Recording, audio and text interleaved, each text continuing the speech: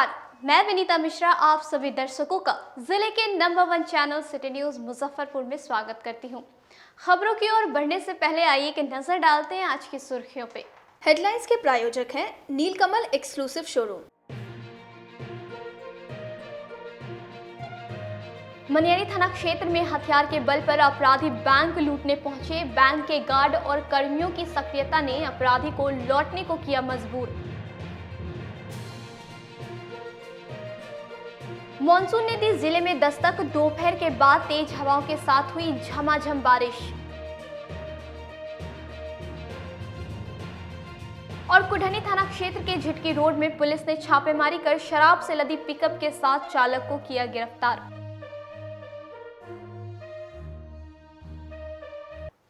तो ये थी आज की सुर्खियां, अब खबरें विस्तार से। मनियारी थाना क्षेत्र में हथियार से लैस अपराधियों ने बैंक लूटने का प्रयास किया। बैंक के गार्ड और कर्मियों की सूझबूझ के कारण अपराधी वापस लौटना पड़ा। सूचना मिलते ही एसएसपी मौके पर पहुंचे। जिले में मनियारी थाना क्षेत्र से एक बड़ी खबर सामने आई है, जहां हथियार के बल पर कुछ अपराधियों ने बैंक लूटने का प्रयास किया, लेकिन बैंक का गार्ड और बैंक के कर्मियों की वजह से अपराधी उल्टे पांव भाग निकले। दरअसल मनियारी थाना क्षेत्र के सोनवर्षा चौक स्थित पंजाब नेशनल बैंक के ब्रांच को हथियार से लैस बाइक सवार 4 अपराधियों ने लूटने का प्रयास किया, लेकिन बैंक कर्मी और गार्ड की सक्रियता से लूट की कोशिश नाकाम हुई और अपराधी मौके से भाग निकला। घटना की सूचना मिलते ही एसएसपी सहित पुलिस बल मौके पर पहुंच छानबीन शुरू कर दी। देखिए सीसीटीवी फुटेज में कैसे बैंक लूटने आया था अपराधी, लेकिन सक्रियता की वजह से उल्टे पांव लौटा। तीन अपराधी हमको भिरा दिया, लेके अंदर कोना में बैठा दिया, बोला कि हल्ला नहीं करना, चुपचाप बैठो। भिरा रखा था, 2-4 लप्पर मारो किया, कोना में बैठा दिया। 2 आदमी इधर आया, मैनेजर साहब को भिरा दिए, इधर जाने लगे तो कैसे साहब सायरन बजाए, ले पर वो भाग निकला। कितने अपराधी थे? 4 अपराधी थे। सबके हाथ में हथियार था जी। आपके साथ धक्का मुक्की भी किया था जी, और हथियार के बल पर वो अंदर घुसे जी। हमको भी भिरा दिए यहाँ पर। आप यहीं पे काम कर रहे हैं? जी। मनियारी थाना अंतर्गत सोनवर्षा में पंजाब नेशनल बैंक में आज सुबह करीब 11:30 पौने 12 के आसपास 4 अपराध कर्मियों ने लूट का प्रयास किया। यहाँ पे जो चौकीदार जो हमारी सुरक्षा में है, बैंक की सुरक्षा में, उसने बहुत अच्छा काम किया। उनको रेजिस्ट किया और सायरन भी बजाया बैंक के स्टाफ ने। सायरन बजाने के बाद उनमें हड़कंप मच गई, वो लोग यहाँ से फरार हो गए, भाग गए।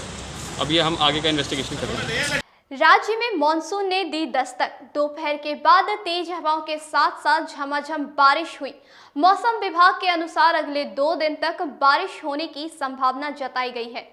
जिले में एक बार फिर से मौसम का मिजाज बदल गया है। लोगों को मिली गर्मी से राहत। मंगलवार की दोपहर में आकाश में काले और घने बादल छा गए। तेज हवाओं के साथ साथ झमाझम बारिश शुरू हो गई। एक तरफ लोगों को उमस भरी गर्मी से निजात मिला, वहीं दूसरी तरफ बारिश से जनजीवन अस्त व्यस्त हो गया। घने बादलों की वजह से सड़कों पर लोग लाइट जलाकर गाड़ियां चलाते नजर आए। वहीं बारिश से हरी सब्जी और गन्ना फसल को नुकसान होने की आशंका है। इसको लेकर किसानों में काफी मायूसी है। वहीं लेट वैरायटी की धान फसल को लाभ होने की उम्मीद जताई जा रही है। इधर मौसम विभाग ने भारी बारिश को लेकर अलर्ट भी जारी किया है। वहीं ठनका गिरने को लेकर चेतावनी भी दी गई है। पेट्रोल और डीजल की कीमतों में लगातार हो रही बढ़ोतरी के कारण महंगाई आसमान छूने लगी है। मई महीने में पेट्रोल और डीजल की कीमतों में 16 बार इजाफा हुआ है। जिले में कोरोना महामारी से लोग पहले ही परेशान हैं। लॉकडाउन के कारण कई सामानों की कीमतों में वृद्धि हुई है। वहीं पेट्रोल और डीजल की कीमतों में मई महीने में 16 बार बढ़ोतरी दर्ज की गई। जून के पहले दिन भी यह सिलसिला जारी रहा। शहर में पिछले 30 दिनों में डीजल 4.20 रुपये प्रति लीटर और पेट्रोल 3.38 रुपये प्रति लीटर महंगा हो गया है। ब्रांडेड या एडिटिव लेस पेट्रोल, जिसमें आमतौर पर स्पीड या प्रीमियम पेट्रोल के रूप में जाना जाता है, जिसकी कीमत 100 रुपये प्रति लीटर से ऊपर हो गया है। वहीं ग्राहकों का कहना है कि एक तो लॉकडाउन के कारण पहले ही कई सामानों के दाम में वृद्धि हो गई है, काम धंधा भी बंद है और इस तरह पेट्रोल और डीजल की कीमत में वृद्धि से घर का बजट बिगड़ रहा है। पेट्रोल का रेट और डीजल का रेट अगर बढ़ता है तो सारी चीज़ के महंगाई पर जोर पड़ता है। गवर्नमेंट को इस पर विशेष ध्यान देना चाहिए कि हर 6 दिन पे रेट बढ़ना ये आम आदमी के लिए हर इसके लिए आग लगाने के बराबर है। 100 रुपया हो गया तेल का दाम। 100 रुपये तेल हो गया है। मुझे लगता है कि पूरे वर्ल्ड में एक आधी जगह 100 रुपये होगा कि इंडिया में एक अच्छे तेल का जैसे रेट घट रहा है उस हिसाब से पेट्रोल का रेट कभी घटा है।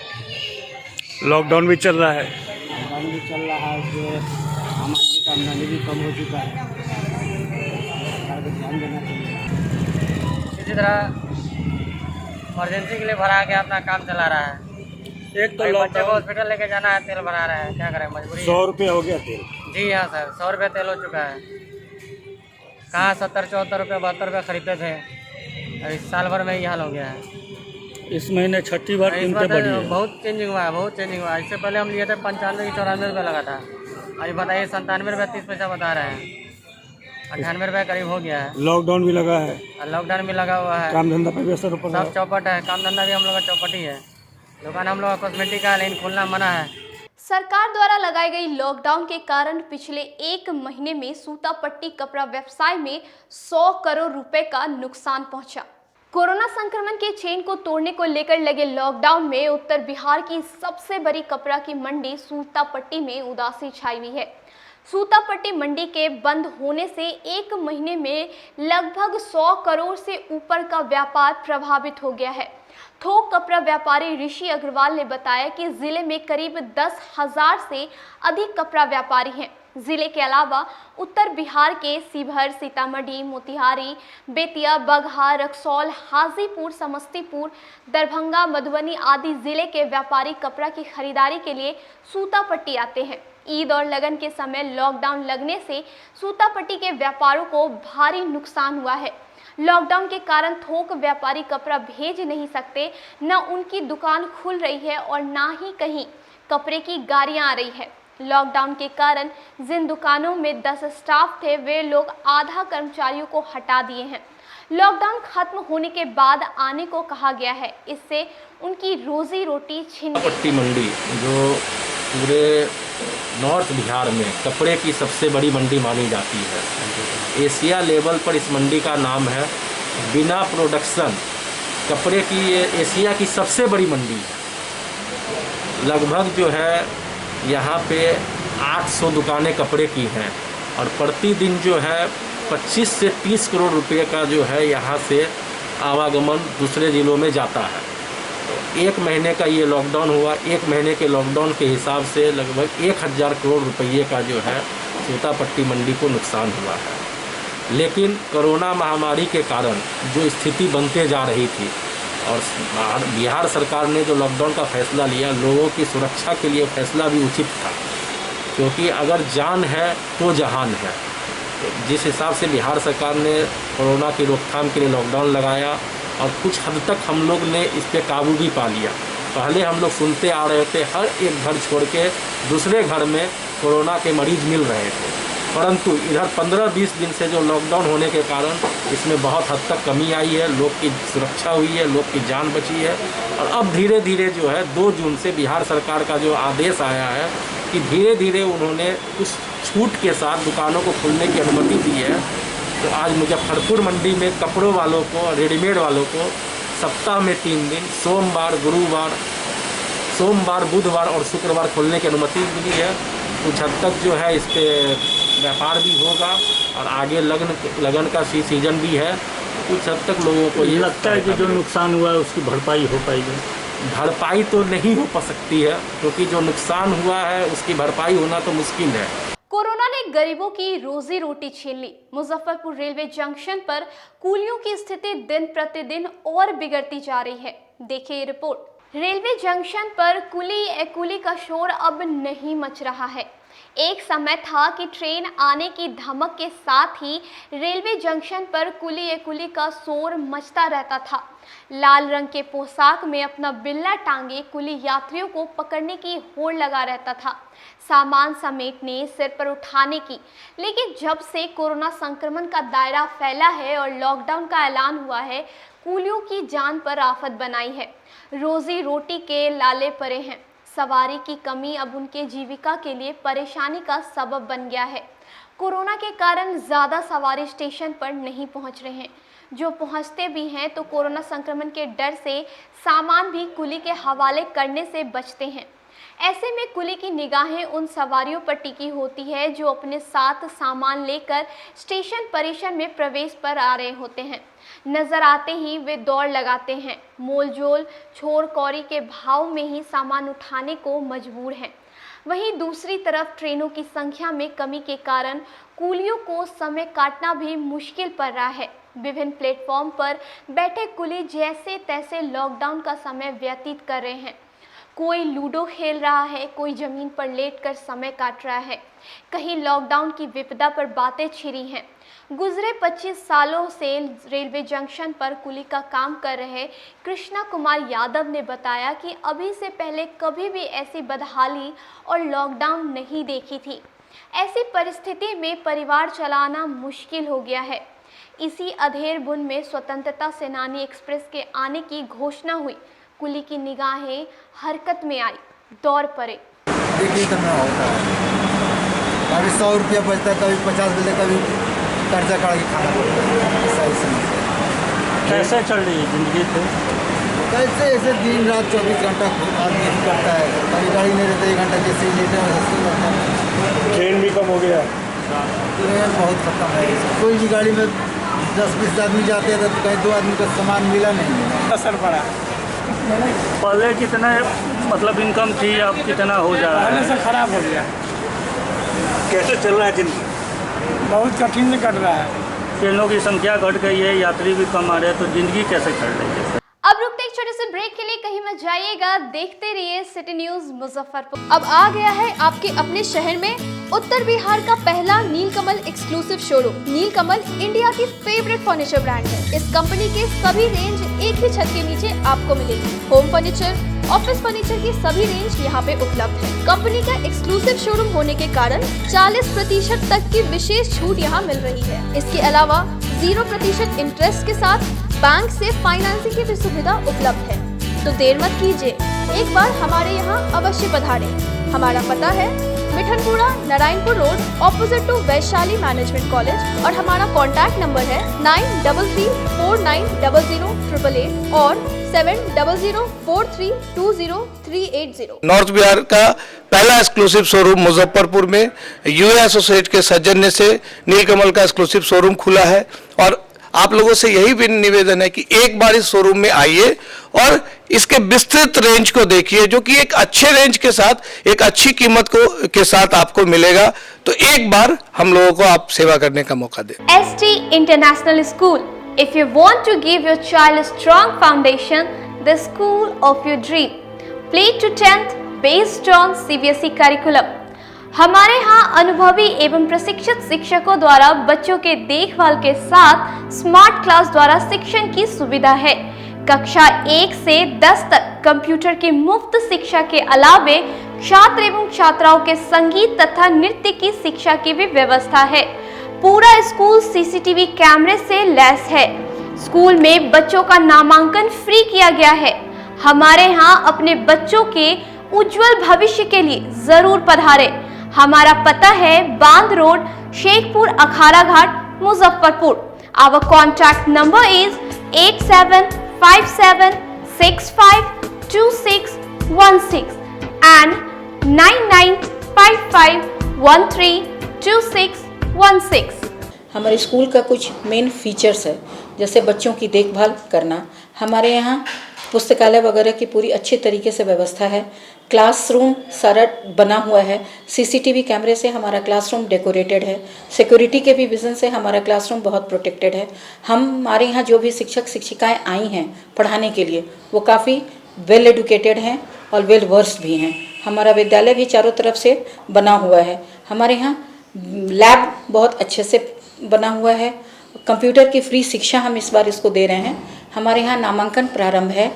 ब्रेक के बाद एक बार फिर आप सभी दर्शकों का जिले के number 1 channel city news Muzaffarpur में स्वागत है। आइए बढ़ते हैं अगली खबरों की ओर।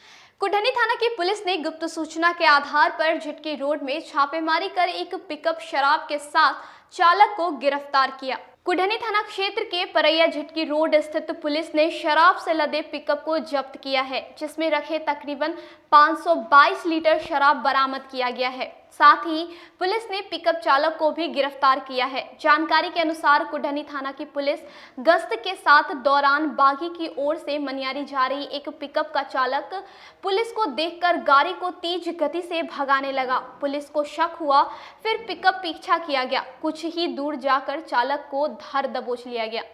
सरैया गांव की रहने वाली आरती अपने इंसाफ के लिए दर दर भटक रही है। थाने में प्राथमिकी दर्ज किए जाने के बाद पुलिस द्वारा 3 माह से अभियुक्त की गिरफ्तारी नहीं की गई है।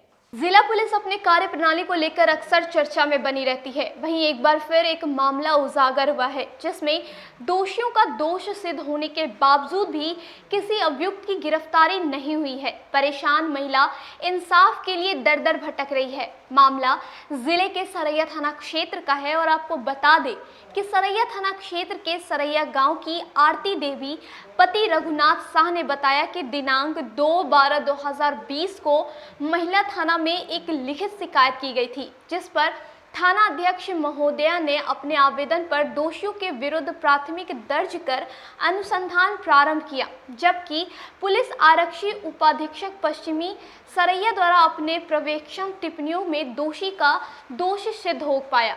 लेकिन आज लगभग 3 माह बीतने के बाद भी अभियुक्त पुलिस पदाधिकारी गिरफ्तार से बाहर खुलेआम घूम रहे हैं और मुझे अपहरण करके हत्या कर देने का धमकी दे रहे हैं। कितनी बार महिला थाना कांड संख्या 61/2020 के अनुसंधानकर्ता से अभियुक्तों के धमकी के बारे में बोली, लेकिन आज तक अभियुक्तों का गिरफ्तारी नहीं हो सका। किसी प्रकार का कोई कार्रवाई अभियुक्तों पर नहीं किया गया है। मतलब कि 6 महीना 2 दिसंबर को हम केस किए थे महिला थाना में और यौन शोषण का केस किए थे। ये केस संख्या 61/20 और मतलब सर उस समय से हम मतलब कि महिला थाना का चक्कर काट रहे हैं, यहाँ एसपी साहब के यहाँ चक्कर काट रहे हैं, अपने सरैया थाना में मतलब घूम रहे हैं, लेकिन कोई मेरी मदद नहीं कर रही है।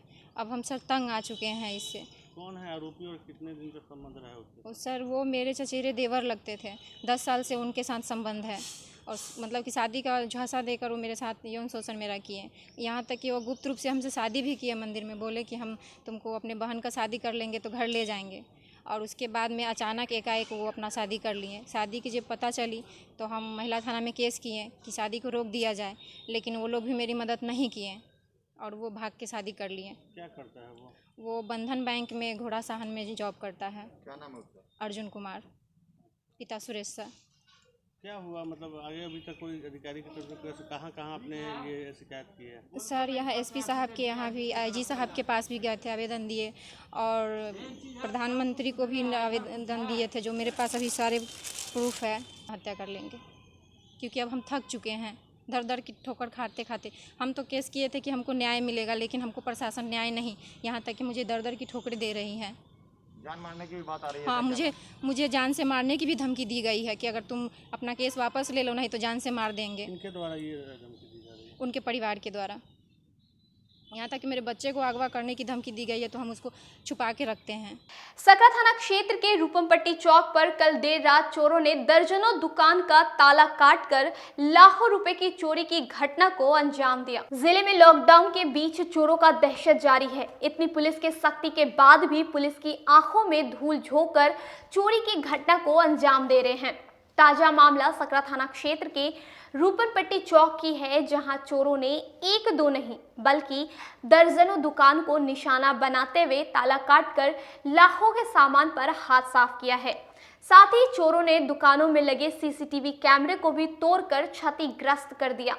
घटना को लेकर स्थानीय लोगों और दुकानदारों में काफी आक्रोश देखा गया है। जानकारी के अनुसार चोरों ने ज्वेलरी की शॉप के साथ साथ दवाओं की दुकान और अन्य सामग्री दुकानों को निशाना बनाते हुए चोरी की घटना को अंजाम दिया है। सूचना के बाद मौके पर पहुंची सकरा थाना की पुलिस जांच में जुट गई है।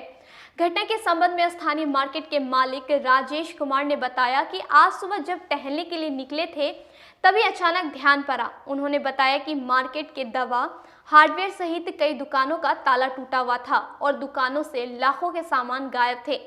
वहीं स्थानीय दुकानदारों ने पुलिस अधिकारियों से चौकीदार की तैनाती की मांग करते हुए बताया कि अगर यहां चौकीदार की तैनाती रहती तो यह दिन देखना नहीं पड़ता। स्थानीय दुकानदारों ने बताया कि इससे पूर्व भी कई दुकानों में चोरी हो गई है, जिस पर आज तक कोई कार्रवाई नहीं हुई है। देख लें और एक चौकीदार यहाँ जैसे बहाल किया जाए, लाखों का संपत्ति चोरी हो चुका है। इससे पहले भी 2 बार हमारा चोरी हो चुका है, जो शटर उठा के तोड़ के और लाखों का सामान ले चुका है। लॉकडाउन में हम लोग तो इसी तरह मरे हुए हैं। अब बतलाइए कि हम लोग खाएंगे पिएंगे कहाँ से? दुकान तो 3 महीना से बंद है, अब आगे कई महीना बंद रहेगा वो तो ऊपर वाले जाने, न तो मंत्री जी लोग जाने। ठीक है, परिचय बताइए। हमारा परिचय है सुजीत कुमार बिशनपुर बनौरी। यहाँ से 1 किलोमीटर आधा किलोमीटर दूरी पर से आते हैं हम लोग यहाँ दुकानदारी करने। तो यहाँ पर आपको घटना की सूचना कैसे मिली आप लोग को? हमको 5 बजे सुबह में जैसे फोन करके कॉल मिला तो हम उठ के आए, सोए हुए थे। में चोरी हुई है, 14 दुकान में चोरी किया गया है, जिसमें मोबाइल दुकान है, किराना दुकान है, हार्डवेयर दुकान है, दवा दुकान है, सोना चांदी की दुकान है।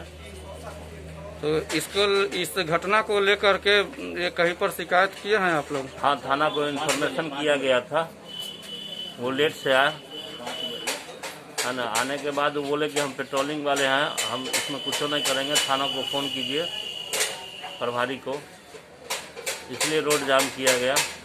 तो प्रशिक्षु डीएसपी सतीश कुमार सुमन शाह थाना प्रभारी के द्वारा ऐसा क्या आश्वासन कुछ दिया गया है? आश्वासन दिया गया है कि हम आते हैं 11 बजे, तो पूरा वैसे चेक किए हैं और हार्ड डिस्क बोले हैं कि 11 बजे आकर के हम चेक करेंगे, है ना। और जो कार्रवाई होगा हम करेंगे। सदर थाना क्षेत्र के पताही रूप गांव की रहने वाली जूही कुमार ने अपने ससुराल वालों के खिलाफ दहेज प्रताड़ना का आरोप लगाते हुए महिला थाना में शिकायत दर्ज की। एक तरफ दहेज को लेकर मुख्यमंत्री नीतीश कुमार द्वारा बड़े बड़े दावे किए जाते हैं, लेकिन यह दावा जमीन तक पहुंच नहीं पाता है। ताजा मामला सदर थाना क्षेत्र की है, जहां दहेज लोभी ससुराल वालों के द्वारा दहेज में कार मांगने को लेकर पिछले कई महीनों से प्रताड़ित किया जा रहा था। अंततः मंगलवार को पीड़िता महिला थाना पहुंचकर इंसाफ की गुहार लगाई है। जानकारी के अनुसार सदर थाना क्षेत्र के पताही रूप गांव निवासी सुरेंद्र ठाकुर अपनी पुत्री जूही कुमारी की शादी सदर थाना क्षेत्र के दिघरा विशुनपुर निवासी राम जीवन चौधरी के पुत्र अजीत कुमार उर्फ गोलू से 7 दिसंबर 2015 में किया था। शादी के कुछ साल तक सब कुछ ठीक ठाक कटा, लेकिन इधर कुछ महीनों से ससुराल वालों के द्वारा दहेज में कार लेने को लेकर लगातार प्रताड़ित किया जा रहा था, जिसका विरोध करने पर ससुराल वालों के द्वारा जूही के साथ मारपीट भी की जाती थी। अंततः आज पीड़िता अपने परिजन के साथ महिला थाना पर शिकायत दर्ज करा इंसाफ की गुहार लगाई है। घटना के संबंध में पीड़िता ने ससुराल के पति सहित कई लोगों पर मारपीट का आरोप लगाते हुए बताया कि कार का डिमांड किया जा रहा था, नहीं देने पर जान से मारने की धमकी दी जा रही थी। वहाँ पे बोला जा रहा है कि तुम 4 चक्का गाड़ी लेके आओ, नहीं तो तुमको सबको जला दें। कल पेट्रोल डीजल मिट्टी तेल उछल कर जला दिया, जलाने जा रहा था। कितना दिन पहले शादी हुआ था आपका? 6 साल। शादी में 2015 में हुआ था। किसके साथ हुआ था? अजीत कुमार। अच्छा, फिर उसके बाद सब प्राणी मुझे तबाह करते हैं, बोलते हैं कि नहीं लेके आई तब तक यहाँ टपने दे, तो मारपीट करते हैं सब। तो कितने दिनों से कर रहे हैं ऐसे आपके साथ? 2 साल से। अच्छा, इससे पहले शिकायत तब नहीं किया? नहीं, कहीं पे क्या करते हैं? पति क्या करते हैं? बाहर रहते हैं, पति बाहर रहते थे, अब यहाँ पे रहते हैं, नशा करते हैं बहुत ज़्यादा। काम नहीं करते? नहीं, कहीं पे काम नहीं करते हैं। क्या नाम है उनका? अजीत कुमार। अच्छा, आपका घर कहाँ हो गया? दिघरा विशुनपुर चांद। मैके कहाँ हुआ? पताही रूप।